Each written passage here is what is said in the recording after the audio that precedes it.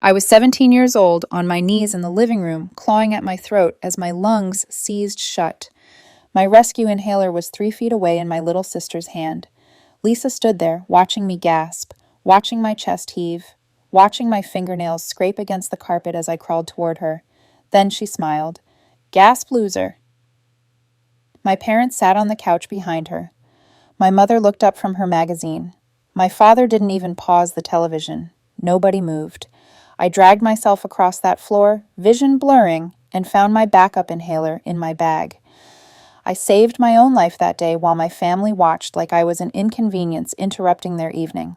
That was 19 years ago. I buried it. I moved away. I built a life where I could finally breathe.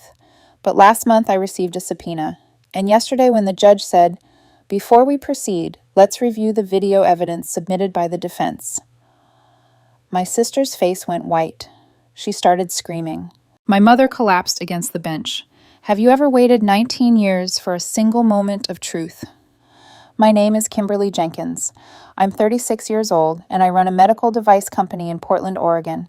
A business I built from nothing, a life I created entirely on my own. My family doesn't know any of this. To them, I'm still the invisible daughter, the one who wasn't worth remembering. That moment in the courtroom, watching my sister's face drain of color, watching my mother slump against the bench that didn't happen by accident. It started 3 weeks earlier on an ordinary Tuesday evening when I opened an envelope that would unravel 19 years of carefully constructed lies. The return address said King County Superior Court. Inside was a subpoena requiring my testimony in the case of Lisa Jenkins Monroe versus Rachel Torres. My sister was suing someone for defamation. I didn't know Rachel Torres. I didn't know why Lisa's lawsuit would involve me. But I knew one thing, with absolute certainty, after 3 years of silence, after building an entire existence designed to keep my family at a distance, the law was now forcing me back into their orbit. I should have called a lawyer immediately. I should have found a way to be excused. Instead, I did something I hadn't done in years. I searched for information about my sister online. Rachel Torres had written a blog post about her experience at a Seattle marketing firm. Most of it detailed workplace bullying, exclusion from meetings, credit stolen. For her ideas, a campaign of whispers that eventually pushed her out. Standard corporate cruelty. But near the end, one paragraph stopped me cold. Lisa Jenkins has a pattern that goes back decades. Ask her own sister what happened when she couldn't breathe. Ask why her family spent 19 years making sure no one would believe her. I read those words 3 times. My hands were shaking by the second reading. How did this stranger know about the asthma attack?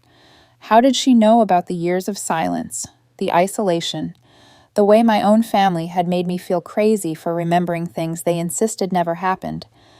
And that phrase, making sure no one would believe her, it suggested something I had always sensed but never been able to prove. That my family's treatment wasn't random neglect or simple favoritism. It was deliberate, coordinated, designed. I sat in my quiet apartment, memories, surfacing like bodies from deep water. My 16th birthday forgotten entirely, while Lisa's was celebrated with streamers and cake. I'd told myself it was an oversight, but now I remembered overhearing my mother on the phone that week telling my aunt not to call me. She's been difficult lately. We're not rewarding that behavior. I hadn't been difficult. I'd been studying for finals in my room, trying to stay out of everyone's way. My college acceptance letter, which arrived already opened and then vanished from the kitchen counter. I'd had to call the admissions office myself to confirm I'd been accepted. My mother claimed she knew nothing about it. My grandmother asking during one of our rare visits why I never called her anymore when I had called every single week. I later discovered my mother had been deleting voicemails telling Grandma Margaret that I was too busy or didn't want to talk. Not mistakes, not oversights, a pattern. I picked up my phone to call a lawyer to find some way out of testifying. Then I stopped. For 19 years, they had made sure I had no voice. They had convinced relatives I was troubled, told my grandmother I didn't care about her, erased every trace of evidence that I had ever tried to reach out. And now, for the first time, someone outside our family had noticed the pattern. Someone had kept track. I put down the phone. I opened my laptop and searched for a name I hadn't thought about in years. An old friend who might be able to help me recover something I thought was lost forever. I always believed I was simply unlucky, the daughter who was loved less. But that night, reading a stranger's words, I realized the truth was far worse. I wasn't forgotten. I was deliberately erased. And somewhere out there, someone had kept the proof. The name that came to mind that night was Erica Lawson. We had been friends in high school, though calling it friendship doesn't capture what we went through together. In 10th grade, Erica became the target of a group of popular girls who decided to destroy her. They spread rumors about things she had never done, turned her closest friends against her, and made every hallway feel like a gauntlet. By spring, Erica was barely eating. She told me years later that she had written a note and hidden it in her desk drawer just in case she decided to use it. I was nobody back then. No social standing, no influence, nothing that would make my support valuable to anyone. But I sat with Erica at lunch when the cafeteria emptied around her. I walked her to class when the whispers got loud. I didn't have the power to stop what was happening, but I could make sure she wasn't alone in it. That spring, she put the note through a shredder. She told me I was the reason. Now Erica worked as a digital forensics specialist in Portland. She spent her days recovering deleted files, extracting data from damaged hard drives, finding the digital breadcrumbs people thought they had swept away. When I called her and explained what I was looking for, her response came without hesitation. She said she had been waiting 20 years to pay me back. She told me to bring everything I had. She said we would find what they buried. I brought the only item I had kept from my childhood home. A DVD in a paper sleeve labeled in Lisa's handwriting, Family Memories, 2006. Lisa had been obsessed with our father's new camcorder that year, recording everything from breakfast to birthday parties. I had taken the DVD when I moved out at 18, though I had never been able to watch it. Some part of me knew what was on it. Some part of me wasn't ready to see. Erica inserted the disc into her equipment and began extracting files. The video was there just as I remembered it, and worse than I had allowed myself to recall. The footage showed me on the living room floor, gasping my hand, reaching toward Lisa. Her voice came through the speakers, young and cold. "Look at her. She's so pathetic. This is hilarious." The camera stayed steady on my face as I struggled to breathe. She had wanted to capture every moment of my suffering, but that wasn't what made Erica sit back in her chair and say my name in a voice I had never heard from her. Lisa had been 14 when she burned that DVD, old enough to be deliberately cruel, young enough to be careless with technology. She had used the family computer's DVD burner and selected entire folders to copy, not bothering to check what else was included. Mixed in with the video files were email archives. Hundreds of messages between my mother and sister spanning years accidentally preserved on a disc that had sat in my closet for almost 2 decades. Erica opened the first relevant thread dated 2 days after my asthma attack. My mother had written to Lisa, "Delete the video from the camera. And don't mention Kimberly's episodes to Grandma when she visits next week. We need to focus on presenting you well." Lisa's reply, "Already done," also told Grandma that Kim refused to come downstairs for dinner because she was being difficult again. My mother's response, "Perfect. Keep it up. We can't let her ruin your relationship with Grandma. There's too much at stake." Too much at stake. I made Erica read that line to me 3 times because I couldn't process it myself. She kept digging. What emerged over the next several hours was not a collection of isolated incidents. It was a systematic campaign stretching back 19 years, and it had a clear financial motive. My grandmother, Margaret, had been wealthy. Her late husband had built a successful contracting business, and she owned property worth over $400,000. She had 2 granddaughters. The question of who would inherit had apparently been decided long before she died, and my mother and sister had spent nearly 2 decades making sure the answer was Lisa. The emails revealed their strategy in detail. My mother coached Lisa on how to appear devoted to Grandma while feeding Margaret lies about me. Lisa reported back after visits.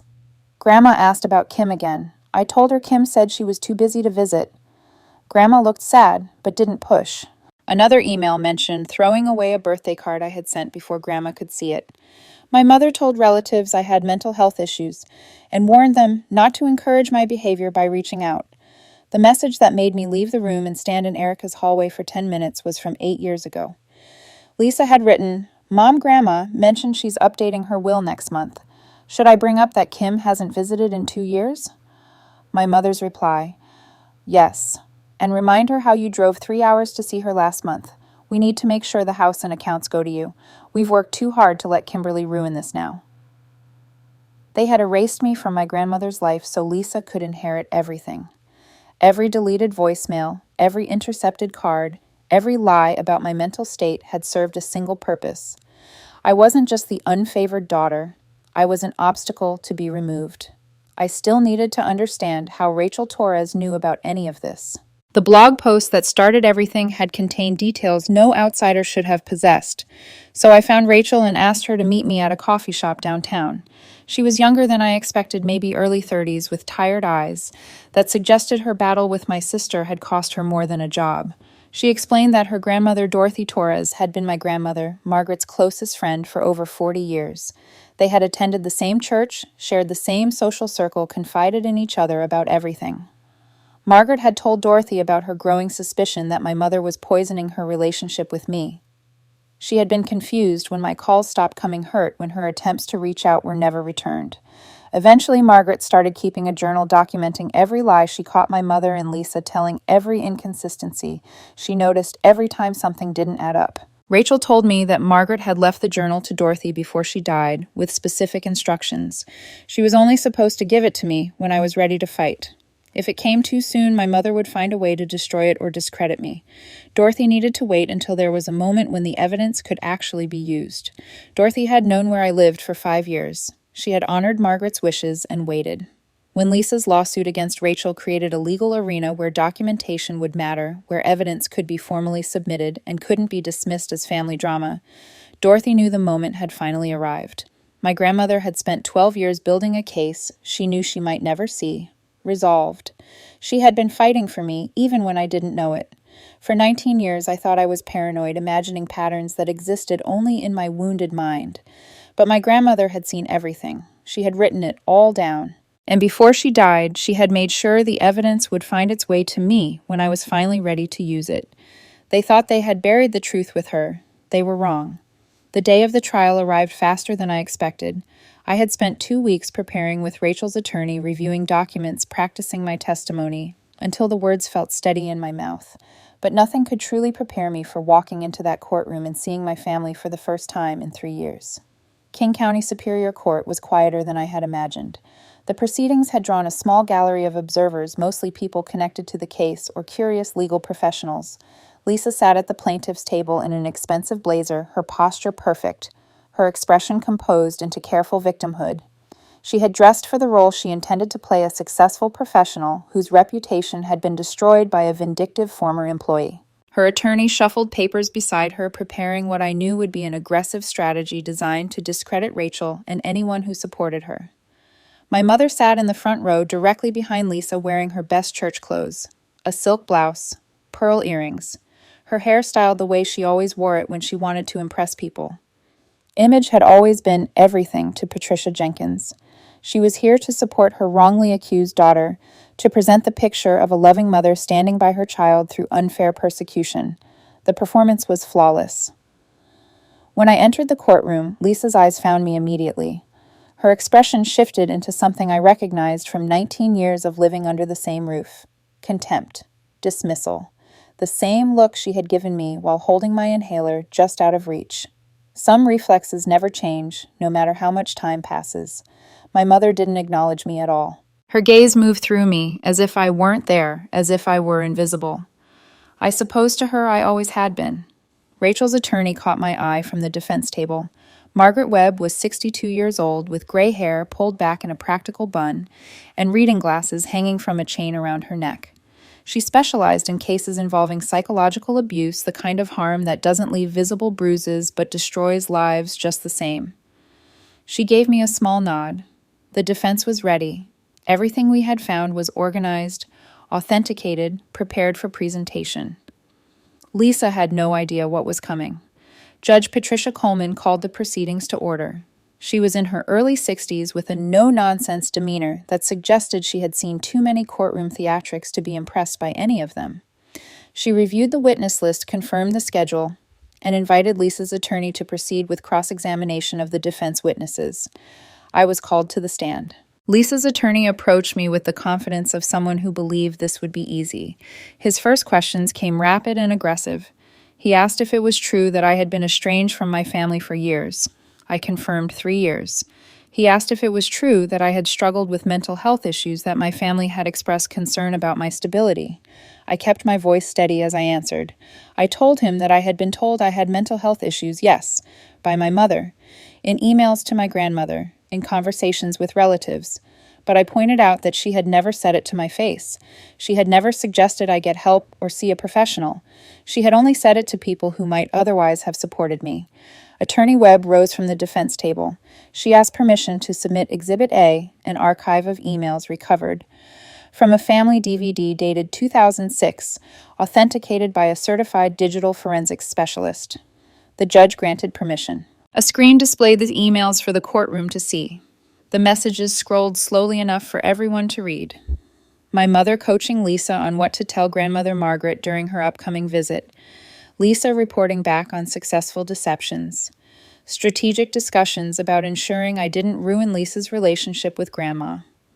The phrase that had haunted me since Erica first found it glowed on the screen. We've worked too hard to let Kimberly ruin this now. Lisa's confident expression began to crack. My mother's face drained of color. For the first time in my life, I watched them realize they had lost control of the narrative. Attorney Webb submitted Exhibit B, the asthma attack video. The courtroom fell into absolute silence as the footage played. A teenage girl on a living room floor gasping for air, her hand reaching desperately toward her sister. Another girl standing over her, holding an inhaler just out of reach. Her voice young and cruel. Gasp, loser. Look at her. She's so pathetic. The sound of labored breathing filled the room. Parents visible on the couch in the background, motionless watching. The girl crawling across the carpet to save herself, while her family did nothing. Several people in the gallery looked away. Judge Coleman's expression tightened.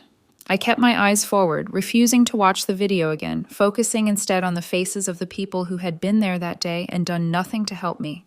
Attorney Webb submitted Exhibit C, my grandmother's journal. She explained the chain of custody clearly.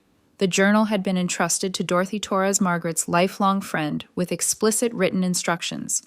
Dorothy was present in the courtroom, prepared to verify the authenticity of both the journal and Margaret's handwriting. A certified handwriting analyst had provided a report confirming the entries were genuine. Selected passages appeared on the screen. An entry from 2014. Patricia called again. More lies about Kimberly. I know my granddaughter. She would never refuse to speak to me. An entry from 2016. Lisa visited today. So sweet to my face. But I noticed her checking my desk where I keep financial documents. Why would she need to see those? An entry from 2017. I called Kimberly's number directly today, bypassing Patricia. She answered. She had no idea I'd been trying to reach her. She thought I didn't want to talk to her. My own granddaughter thought I'd abandoned her. Patricia has been lying to both of us. An entry from 2019. I've decided. I'm updating my will. Whatever Patricia is planning, Kimberly will receive what she deserves. I'm leaving this journal to Dorothy. She'll know when to use it. Lisa jumped to her feet. Her voice cracked as she shouted that it was fabricated, that it was a conspiracy against her, that her grandmother had loved her and would never write such things. The judge called for order. My mother slumped in her seat, her face gray, her careful composure finally shattered. The irony was devastating. Lisa had filed this lawsuit claiming she was the victim of a conspiracy. Instead, she had exposed her own. Lisa's attorney made one desperate attempt to salvage the situation. He pointed at me and declared that I was clearly motivated by jealousy of my client's success, that I was a nobody trying to destroy my successful sister. Attorney Webb asked permission to submit Exhibit D, my professional background. The courtroom learned that I was the founder and CEO of MedBreath Technologies, a medical device company specializing in respiratory support equipment. I had turned my worst memory into a mission to help others who struggle to breathe. A major healthcare corporation had recently offered to acquire my company for $15 million. I looked at Lisa's attorney and spoke quietly. I told him I had no reason to be jealous. I had built my own success while they were busy trying to erase me. I was not here for revenge. I was here because the truth matters. Judge Coleman paused. She asked me directly why I had agreed to testify, given everything I had described. She noted that I could have sought an exemption. I touched the small pendant around my neck, the one my grandmother had given me when I was 10 years old. I told her that my grandmother had spent 12 years documenting the truth, hoping someone would eventually believe me. She died before she could see justice. I was here to prove she wasn't wrong about me. I was here because I finally believed I was worth defending. Lisa filed this lawsuit to silence one woman who called her a bully. Instead, she resurrected a grandmother's 12-year fight for justice and proved that some truths refuse to stay buried, no matter how deep you dig the grave. The verdict came 3 days after my testimony. Lisa lost the defamation case decisively. The judge ruled that Rachel's statements about Lisa's pattern of bullying and family manipulation were substantially true, which under American law is an absolute defense against defamation. Truth cannot be defamation, no matter how much it damages someone's reputation. Lisa was ordered to pay Rachel's legal fees, totaling over $40,000. The woman who had spent 19 years taking things that belonged to me was finally forced to pay for something herself. But that was only the beginning of what she lost. The email evidence and my grandmother's journal were now part of public court records. Anyone could access them. Anyone could read the 19 years of strategic cruelty documented in my mother's own words. My attorney filed a petition with the probate court to review my grandmother's estate distribution. The journal showed clear evidence of undue influence. An elderly woman manipulated by her own daughter and granddaughter, fed lies about the grandchild who actually loved her, pressured to change her will based on false information. Combined with the emails showing Lisa and my mother coordinating their deception over more than a decade, there were sufficient grounds for the court to reconsider the original inheritance. This was not a criminal matter. Undue influence on an elderly person is a civil issue. Lisa would not go to prison. But the civil consequences were severe. The estate review found sufficient evidence of manipulation, and the court ordered a redistribution.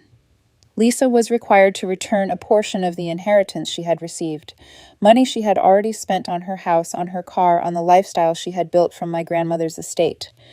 Those assets were now subject to legal claims. The fortune she had schemed 19 years to obtain was being clawed back piece by piece. Meanwhile, the video went viral. Someone in the courtroom gallery had described it online, and within days, news outlets were requesting the actual footage from court records. Lisa's employer launched an internal investigation. The public court documents revealed a pattern of cruelty that reflected poorly on their corporate image. A marketing director who had been filmed mocking her sister during a medical emergency, who had participated in a decades-long scheme to manipulate an elderly relative, was not someone they wanted representing their brand. Within 2 weeks, Lisa was terminated. The official reason was conduct unbecoming of a company representative. The real reason was that her face had become associated with a video that made people sick to watch. Her husband filed for divorce shortly after. He had married what he believed was the perfect woman from a close, loving family. He had believed Lisa's stories about her troubled sister, her difficult family dynamics, the estranged relative who had mental health issues and couldn't be trusted. Now he had seen the emails where his wife strategized about manipulating her own grandmother. He had watched the video of her smiling while her sister gasped for air. He told mutual friends that he didn't know who he had married. The woman he thought he loved had never existed. Lisa lost the money she had schemed 19 years to obtain. She lost the job she had used to bully others. She lost the marriage she had built on a foundation of lies. Everything she had worked for, everything she had stolen from me, crumbled in a matter of weeks. My mother's downfall was different, but equally complete. The Sunday after the story broke in local news, Patricia Jenkins attended her church as usual. She had gone to that church for 35 years. She had served on the Women's Ministry Committee, organized charity events, built a reputation as a devoted mother and pillar of the community. Her entire identity was wrapped up in how others perceived her. The whispers started before she reached her pew. Someone had shared excerpts from the emails and journal in the church women's group chat. The same women who had praised her perfect family for decades were now reading her own words about how hard she had worked to ensure Kimberly didn't ruin things. They had seen the video of her sitting motionless, while her daughter couldn't breathe. They were asking each other how someone could do that to their own child. By Wednesday, the pastor visited my mother at home. He was uncomfortable, apologetic, but firm. Given the circumstances, he thought it would be best if she stepped back from her leadership roles until things settled down. The congregation was unsettled. That was the word he used. Unsettled. Her friends stopped calling. The women who had praised her perfect family now looked at her with something between pity and disgust. The invitations to lunch, to book club, to volunteer events stopped coming. For Patricia Jenkins, who had sacrificed her daughter's well-being to maintain an image of perfection, this was the ultimate punishment. Not legal consequences, not financial loss. The destruction of the reputation she had valued above her own child. She spent her days alone in a house full of photos of the family she had destroyed. 3 weeks after the trial, she appeared at my apartment uninvited.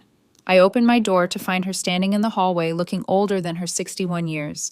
Her gray roots were showing. She wore no makeup. Her clothes were wrinkled in a way I had never seen from a woman who had always been immaculate. She had been crying. Her voice cracked as she spoke. She asked how I could do this to my own family after everything they had done for me. I stood in my doorway and blocked her entry. I told her she meant everything they had done to me. I told her I had read the emails, every single one. She had not just ignored me. She had spent 19 years systematically convincing everyone I was worthless so Lisa could inherit from Grandma. She had deleted my voicemails. She had thrown away my birthday cards. She had told people I was mentally ill. She tried another approach, tears flowing freely now. She claimed she had been protecting me. She said I had always been so sensitive, so difficult. Lisa was stronger. Lisa could handle Grandma's expectations. She was just trying to do what was best for everyone. I interrupted her. I told her she had been protecting her plan and she had almost succeeded. Grandma died thinking I didn't love her. She spent her last years confused and hurt, wondering why her granddaughter had abandoned her. Because my mother made sure my calls never reached her. Because my mother told her I didn't care. Her voice broke completely. She begged me to come home. She said we could fix this, be a family again. She reminded me she was my mother. I opened the door wider, but only to make room for her to leave. I told her she didn't lose me in that courtroom. She lost me 19 years ago. The day she decided I was worth sacrificing for Lisa's benefit. The only difference now was that everyone knew what she had done. She reached for me, desperate, saying my name. I said goodbye and closed the door. I didn't cry. I felt nothing but exhausted relief. The relief of finally, after 19 years, saying no. A month later, a handwritten letter arrived from Lisa. 6 pages of dense script filled with explanations and justifications. Childhood memories she tried to spin into evidence of sisterly love. Claims that Mom made her do it. Reminders that she was just a child when it started. Complaints about the pressure she had been under to be perfect. A catalog of everything she had lost: her job, her husband, her reputation. A question that revealed everything about who she still was. Haven't I suffered enough? I read all of it. I noticed what was missing. Any acknowledgement that what she did was wrong. Any understanding of the damage she had caused. Any genuine remorse. This was not an apology. It was a negotiation. Lisa was looking for a way to rebuild her reputation through my public forgiveness. A redemption story for the media. She wanted to use me one more time. I wrote back on a single sheet of paper. I told her I understood she had been shaped by Mom's choices and pressure, but she had been an adult for most of those 19 years. She had countless opportunities to tell the truth, to reach out to me privately, to stop participating. She chose to keep going. That was her choice, not Mom's. I told her I didn't hate her and didn't wish her harm. But I didn't owe her forgiveness, and I wouldn't pretend reconciliation would heal either of us. I hoped she would find peace, but she wouldn't find it through me. They spent 19 years trying to make me invisible. In the end, the only ones who disappeared were them from their jobs, their marriages, their communities, and each other. I didn't destroy them. I just stopped being the foundation they had built their lies on, and without me to stand on, they had nothing. 6 months after the trial, the probate court review finally concluded. The judge had spent 4 months examining my grandmother's journal, the email evidence and testimony from Dorothy Torres. The ruling was clear. There was sufficient evidence that Lisa and my mother had exerted undue influence over an elderly woman, systematically feeding her false information about one granddaughter while positioning the other as the devoted caretaker. The original inheritance distribution was adjusted. Lisa was required to return approximately $180,000. That money now came to me as my grandmother had originally intended before 19 years of lies convinced her that I didn't care about her. I sat with that number for a long time. It could pay off debts, fund expansion of my company, secure my future. But every time I looked at the figure, I thought about what it represented.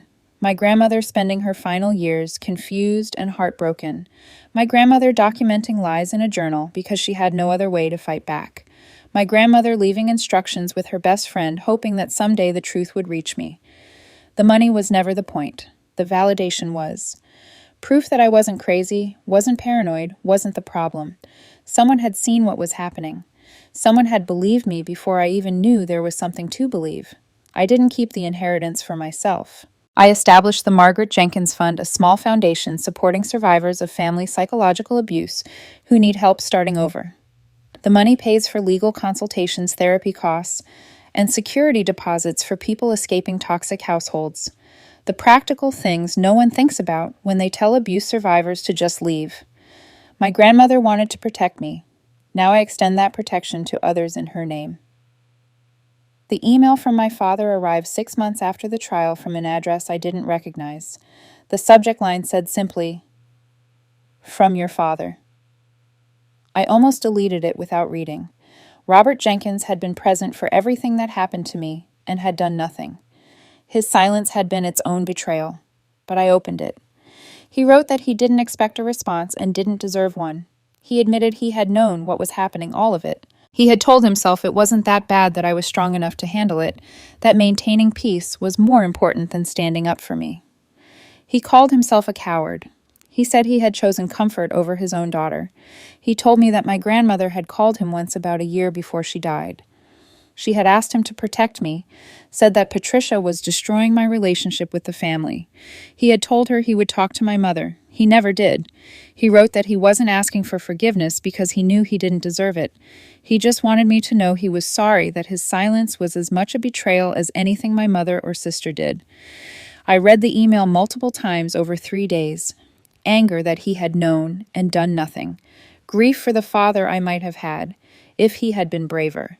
Something almost like pity for a man who would spend the rest of his life knowing he had failed.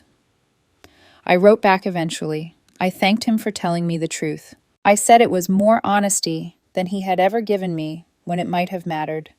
I told him I didn't know if I could forgive him, but I could stop hating him. That was all I had to offer. It wasn't reconciliation. It wasn't closure. But it was honest. After 19 years of lies, honesty felt like something.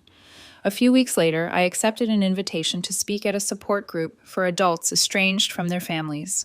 I stood before a room of about 20 people, most of them middle-aged women. I saw myself in their expressions, the wariness of people who had been hurt by those who should have loved them, the exhaustion of spending years wondering if they were the problem. I spoke for 15 minutes about growing up invisible, about the gaslighting and erasure, about discovering that someone who loved me had documented everything. I talked about building a life despite everything, about learning that the people who tried to erase me didn't get to define my worth. When I finished, a woman in her 50s approached me with red eyes. She told me quietly that everyone thought she was being dramatic, that she should just forgive and move on, that family is family. I took her hands and told her that family is supposed to be the people who see you. If they spent years making you invisible, that's not family. That's just people who share your blood. She was allowed to protect herself. She hugged me tightly and cried. I held her and remembered being 17 years old, gasping for air, on a living room floor, surrounded by people who were supposed to love me. I survived. Now I help others survive too. That evening I returned home as darkness settled over Portland. I opened my window and let the cool air fill my apartment. I breathed deeply. No tightness in my chest, no fear, no weight pressing down on me. On my desk sat a framed photo of my grandmother, finally given the place of honor it deserved. She was smiling in the picture, her arm wrapped protectively around my 12-year-old shoulders. It was the only photo from my childhood where I looked happy. Beside the photo lay her journal. I opened it to the last entry written 3 weeks before she died.